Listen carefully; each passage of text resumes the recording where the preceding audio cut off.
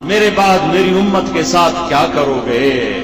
دنیا سے جانے کا وقت آیا تھا، 12 ربیع الاول تھی، اور جبریل دروازے پر آیا اور اندر آ کر کہنے لگا یا رسول اللہ، موت کا فرشتہ دروازے پر ہے، اندر آنے کی اجازت چاہتا ہے۔ آپ نے فرمایا آ جائے۔ میں نے کب روکا ہے؟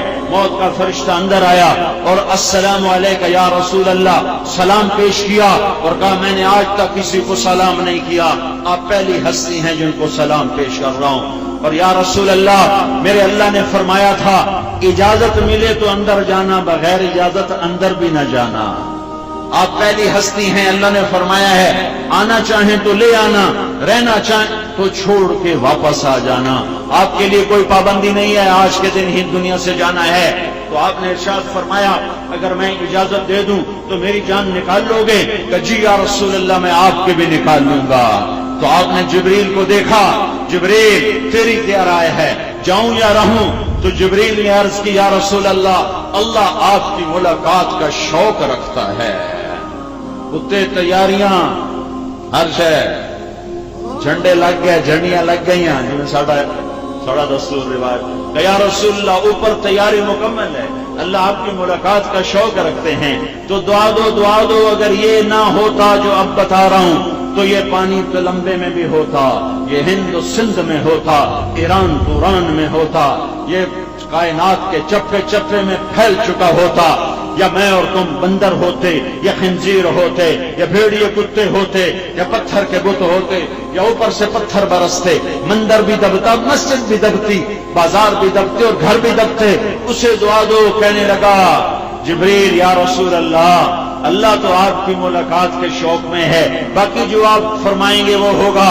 تو آپ نے ارشاد فرمایا واپس جاؤ اور اللہ تعالیٰ سے پوچھ کے آؤ میرے بعد میری امت کے ساتھ کیا کرے گا۔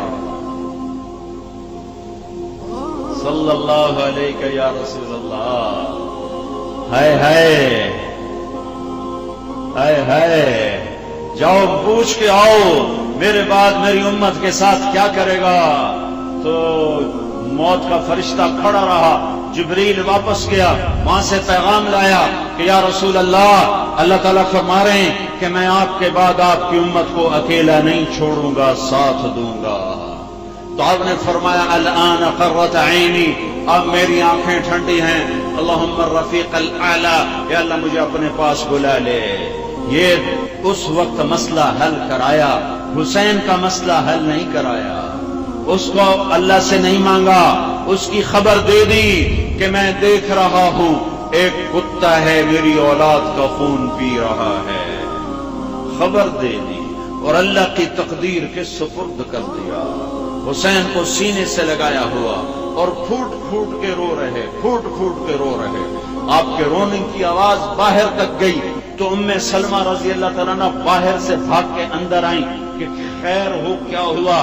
دیکھا تو آپ نے حسین کو سینے سے لگایا ہوا اور زور زور سے رو رہے، زارو قطار۔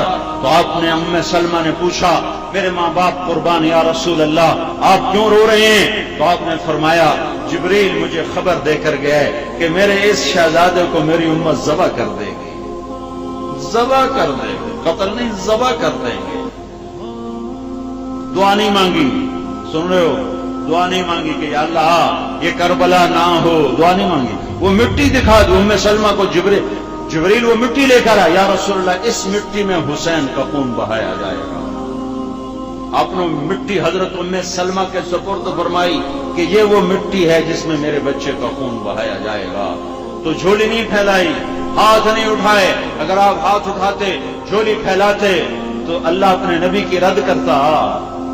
وَلَسَوْفَ يُعْتِيكَ رَبُّكَ فَتَرْضَىٰ وَالضُّحَىٰ، مجھے تیرے روشن چہرے کی قسم، وَاللَّيْلِ إِذَا سَجَىٰ، مجھے تیری سیاہ زلفوں کی قسم، مَا وَدَّعَكَ رَبُّكَ وَمَا قَلَىٰ، نہ میں تم پہ ناراض نہ میں نے تمہیں چھوڑا، وَلَلْآخِرَةُ خَيْرٌ لَكَ مِنَ الْأُولَىٰ، دنیا چھوٹی آخرت بڑی، آخرت تیرے لیے دنیا سے بہتر۔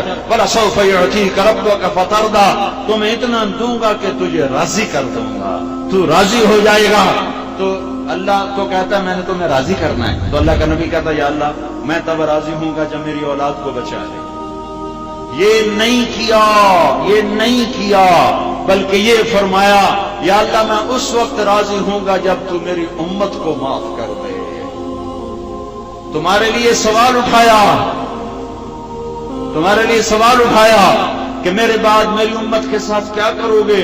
حسین کے لیے سوال نہیں اٹھایا, اپنی بیٹیوں کے لیے سوال نہیں اٹھایا. حضرت زینب کی پکار سنو. جب حسین کا سر نیزے پہ چڑھ گیا, معصوم عبداللہ کا سر بھی نیزے پہ چڑھ گیا. حضرت حسین کے 4 بیٹوں کے سر نیزے پہ چڑھے ہوئے تھے. حسن کے 3 بیٹوں کے سر نیزے پر چڑھے ہوئے تھے. عبداللہ بن جعفر کے 2 بیٹوں کے سر نیزے پر چڑھے ہوئے تھے. مسلم بن عقیل کے 2 بیٹوں کے سر نیزے پر چڑھے ہوئے تھے. اہل بیت یہ 2 کروڑ اگر